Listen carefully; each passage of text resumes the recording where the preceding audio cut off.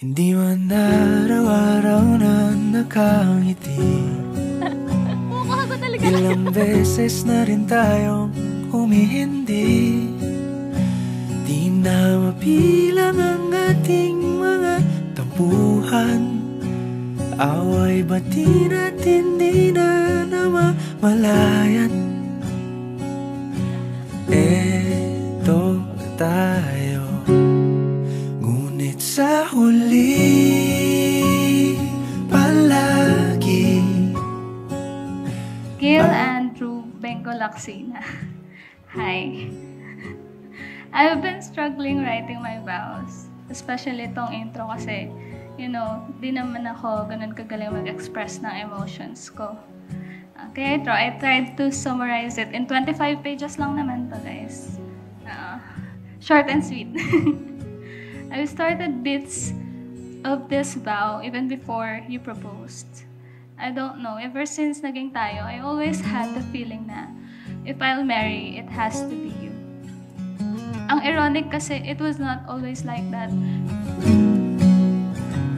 Kung balikan mo ng hirap luhat lahat,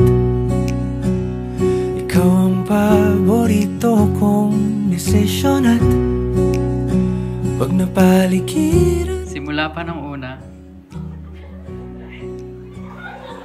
noong nagpumilit akong nagpareto sa'yo, hindi na ako tumigil sa kakakulit kay Lord. Lord, thank you po sa pag-alay niyo sa akin kay Isay. Lord, gusto ko pong tumanda kasama si Isay. Deep in my heart that you are the Lord's greatest blessing in my life. Babalik pa rin sa yakap mo hanggang sa huli pala. You showed me a love I never knew existed. Na I can be loved for who I am pala. Na I don't have to pretend or prove anything to be loved. Na I can finally trust someone again. Iyo ako. From this day forward, I will be your husband. I vow to keep you safe and always protect you from any harm.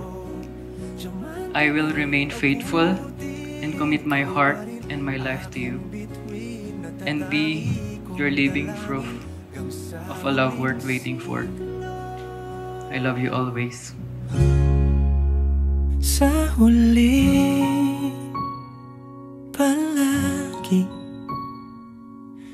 pabalik pa rin sa yakap mo, mahal sa huli palagi.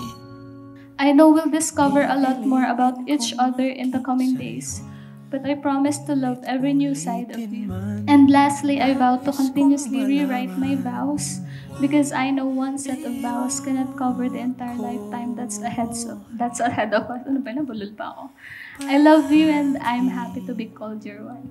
Oh.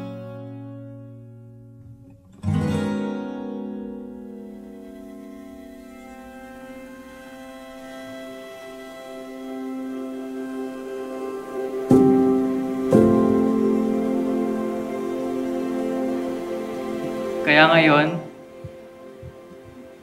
dito dapat sa garden,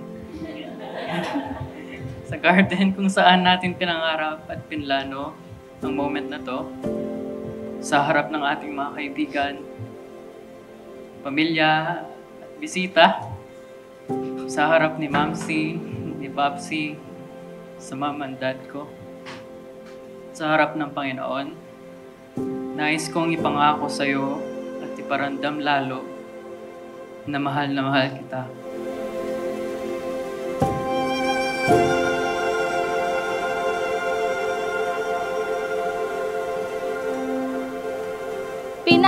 Nagpalambot sa puso ko yung fact na sila mama yung niligawan mo talaga.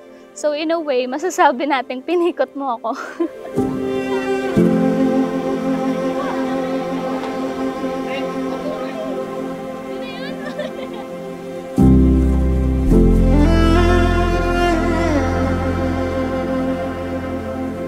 Ayan. Popsi, thank you for the longest time nandyan ka. Lagi mo kaming tinutulungan kapag meron ka din, especially sa pag-aalaga mo kay mama. Yan, appreciate ka namin. Huwag ka iyak, ha?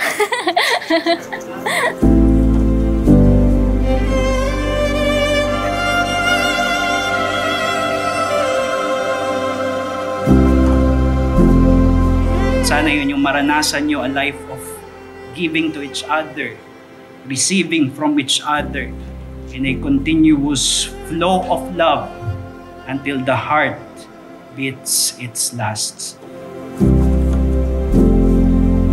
Very outgoing. Super, actually parang di ko ma-expect na darating agad dito sa point. Parang ang dami na palang nangyari. Tapos, andito tayo ngayon and hindi siya magiging madali. Pero alam ko na kapag kasama ko siya, kaya ko lahat. Okay ba tayo dyan?